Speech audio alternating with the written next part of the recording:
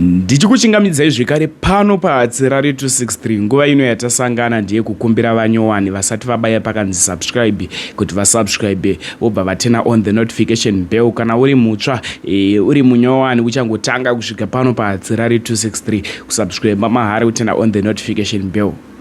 Vadikani nyaya ndinayo inyaya iyo yava apostle chiwenga. Maupdates aya i2 and ese ari kubva kuna apostle chiwenga. Vazhinji vanozoti audio takainzwa but pane vatsva vasati vanzwa audio iyi. Pa audio iyi vaibvuraudza Prophet Magaya vachiti anorwara nepfungwa.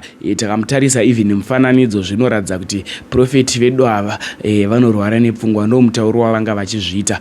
Dakusiya mchinzwa audio, wapedza kunzwa audio taura zvaunofuka comment section. Ndiri pangokuzivisai zvataurwa nemunhu ende zvinenge zviine proof yekuti voice iri nderanhingi kuti mashoko aya abva kuna nhingi. Dakusiya muchinzwa audio, wapedza kunzwa audio usaskipe this video nekuti pane message futi iri kuenda kuvarume vanowanzokumbira bota, vaya vanowanzochemera bota kuvakadzi vavo kuti aiwa mungondinyima bota. Dakuzokusiyai futi muchiona video iroro. Ndati mbonzwei first update. Saka chichakatika kuya sayo indakaona kuti Magaya ukanyatsomutarisa kana pa picture yake ari pa photo so unoona kuti something is not right nepfungwa dzake. Ndikutaura chokwadi, kune dzimwe nyika dzine zvipatara zvinoshanda dai achitonwa mapiritsi mukomana uya is not fine.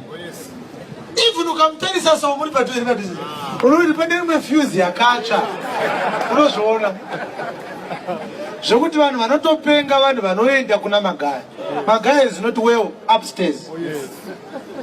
Chinosaka Magaya up to this day aramba achirana shrine yake inyaya yekuti mapoliticians ezanu vanomutorera mari, akaita mhosva anovapa mari, sezvaakaita musiye paakaita aguma yake akazonzi chikumbira regero nyaya yakakura. Ukangoti pamari ukanyarira vanhu vanofunga kuti isusu vanobva vanyatsozviona kuti tatora mari. Saka akaenda kuna kubhadhaya moyo akati no, vehurumende vazondibatsira ndandamhanya ndiregerere iwo, I'm a boy. Indo pandakabvunza kuti young men kuministry of health kwazindoga ari father zvofamba sei?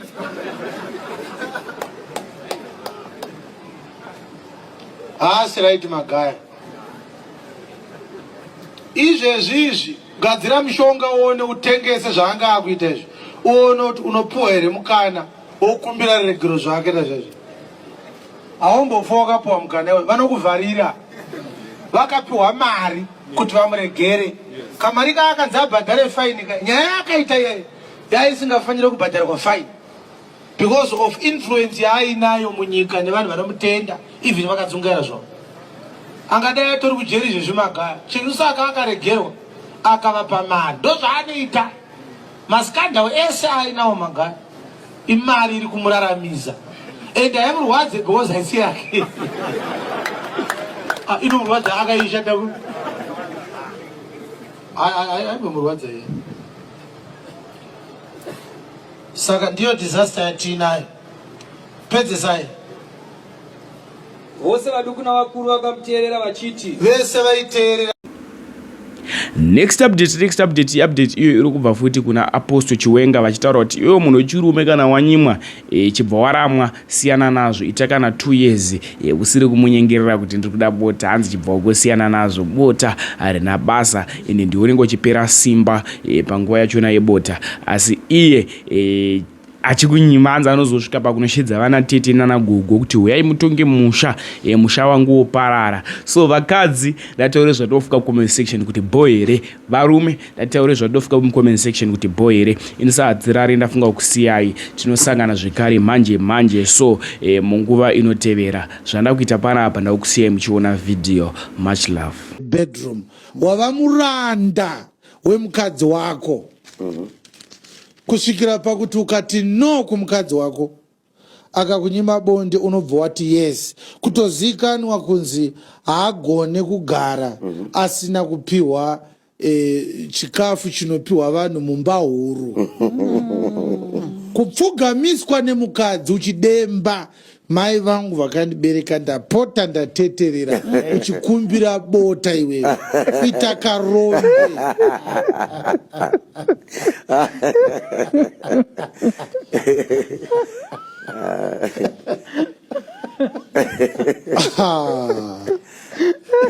Murume anoitwa muranda nemukadzi nekuda kwebonde irombe. You are a weakling. Haufanirwe kana kuuya kudare chaiko. Unofanira kunoatenda china uko. Mukadzi anofanirwa kuzotaka kunyimba bonde apisira. Anogona kuita 2 years wakatoresigna kuti saka kana zvakadaro handichada.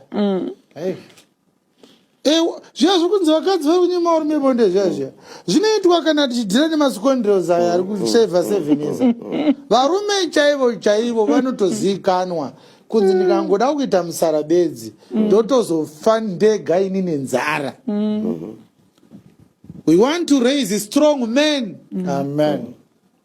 Vekuti anotozodedza madzisekuru nemadzimbuya kuti ndakaita mistake ndikumbirirewo murume wangu ndakanga ndafarisa. Kuitwa sei? Kunzi tanga waita zvakati ndozoita sei?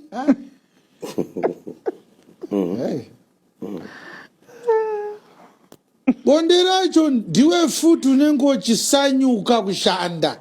Saka uri kufira chi? Uri kukumbira chi? Kukumbira kushanda. Wakamboona munhu anokumbira badza rekunosakura mumunda? Kusakura kauko. Yes. Makamboona munhu anonyengetedza varidzi vemunda kuti ndipewo badza ndisakure munda wenyu uyu. Munda wenyu waita sora. Saka ndikasasakura anokuvara ndiani? If I don't cultivate mumunda anokuvara ndiani? Handiti ndinofanira tsangadzi. Garai nadzo tsangadzi dzenyu idzi. Ini ndini ndega ndinogona kusakura pamba panapa. Imi hamuna chamunogona. Chauri kukumbira ipapa chi? Real men do not get blackmailed by their women because of such nonsensical issues. Unatane vesi inonyadzisa mubhaibheri yaMwari achipopota kuti karume kepi kanoshanda 14 years kachishandira vakadzi. God does not want men to waste their energy on women. Men are not servants to their wives. Men are servants of God. Refuse to be a slave to your sexuality. Control your libido. Control your javelin. Control your loins. Amen. Build a family, build an empire, build a house, build businesses, start projects, go back to school. Build things that when you are done, you can show people this is the sweat of my labor. Yes. Intimacy is the only job that you sweat a lot. And you cannot prove your sweat with anything useful other than children. Izvezvi vana wakaita vakatokwana vawaida kuita. Saka izvezvi chauri kudikitirira chi?